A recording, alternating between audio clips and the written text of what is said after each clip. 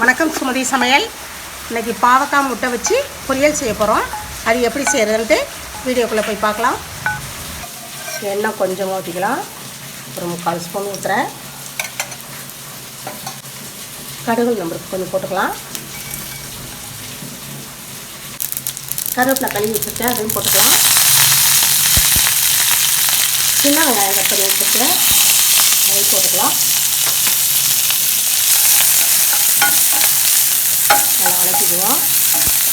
சின்ன வெங்காயம் போட்டுக்கலாம், பெரிய வெங்காயம் போட்டுக்கலாம். எந்த வெங்காயம் வச்சுருக்கீங்களோ அது போட்டுக்கோங்க. நான் பெரிய வெங்காயம் கொஞ்சம், சின்ன வெங்காயம் கொஞ்சம் போட்டுக்கிறேன். இது பெரிய வெங்காயம் ஒன்று கட் பண்ணி வச்சுருந்தேன் சின்னதாக, அதையும் போட்டுக்கிறேன். கொஞ்சம் வெங்காயம்லாம் நிறையா போட்டால் நல்லாயிருக்குங்கிறதுனால நான் 2 கலந்து போட்டிருக்கேன். இது நல்லா வதக்கிக்குவோம். நான் பச்சை மிளகாய், பழுத்த மிளகாய் இருக்கும்ல, அது போட்டிருக்கேன். கலருக்காக போட்டிருக்கேன். கொஞ்சம் டிஃப்ரெண்ட்டாக தெரியுமே அப்படிங்கிறதுனால அதை போட்டிருக்கேன். நீங்கள் பச்சை மிளகாய் போட்டுக்கோங்க. மிளகாத்தூள் வேணும்னா மிளகாத்தூள் கூட போட்டுக்கலாம். ரொம்ப நேரம் வணக்க வேண்டாம். பாவக்காய் ரொம்ப பொடிசாக கட் பண்ணி வச்சுருக்கேன், அதையும் போட்டுக்கலாம். போட்டு நல்லா வதக்கிடுவோம். அவங்கவுங்க எவ்வளோ காய் வச்சுருக்கீங்களோ அதுக்கு தகுந்த மாதிரி உப்பு போட்டுக்கோங்க. தூள் உப்பு போட்டாலும் சரி, கல் உப்பு போட்டாலும் சரி. நான் காய்க்கு தகுந்த உப்பு போட்டிருக்கேன்ப்பா. முட்டை வேறு உடச்சி விட்டுருவோம், எல்லாம் ஒன்றா ஈக்குவல் ஆகிடும். எனக்கு போதும் நான் போட்டிருக்க அளவு. நீங்கள் எவ்வளோ முட்டை காயெல்லாம் போடுறீங்களோ அந்தளவுக்கு உப்பு போட்டுக்கோங்க.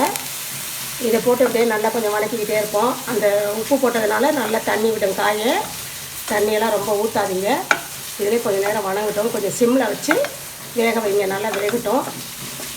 தக்காளி வேணும்னா ஒரு தக்காளி போட்டுக்கலாம். நான் தக்காளி போடலை. வேணும்னா ஒரு தக்காளி கூட இதில் சேர்த்துக்கலாம். அது பார்த்தா அது ஒரு டேஸ்ட்டாக இருக்கும். வேணும்னா ஒரு தக்காளி போட்டுக்கோங்க. இதிலே பாருங்கள், பாதி வேக்காய் நல்லா வெந்துருச்சு. லைட்டாக கொஞ்சம் தண்ணி தெளிச்சுக்குவோம். அப்படியே தெளித்த மாதிரி கொஞ்சமாக போட்டுக்குவோம். ரொம்ப தண்ணி ஊற்ற வேண்டாம். சலன்னு நல்லா இருக்காது. அப்புறம் இது மாதிரி லைட்டாக தண்ணி தெளித்து கொஞ்சம் சிம்லேயே வச்சு வேக வைப்போம். இப்படியே ஒரே மாதிரியே ஈவனாக வேக விடுங்க. இது மாதிரி பரப்பி வச்சு வேக விடுங்க.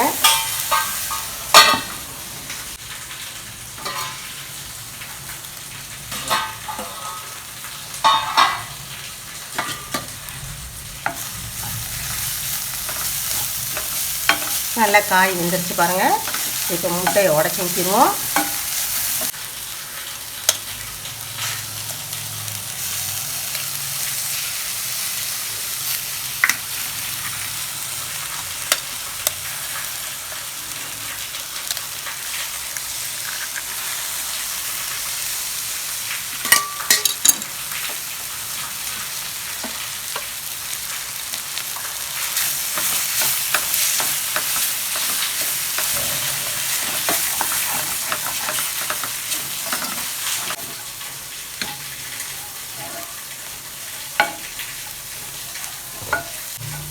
அவ்வளோதான். முட்டையை உடச்சி ஊற்றி இது மாதிரி பாவக்காய் பிடிக்காதவங்க கூட இது மாதிரி செஞ்சு கொடுத்தீங்கன்னா குழந்தைங்க கூட சாப்பிடுவாங்க.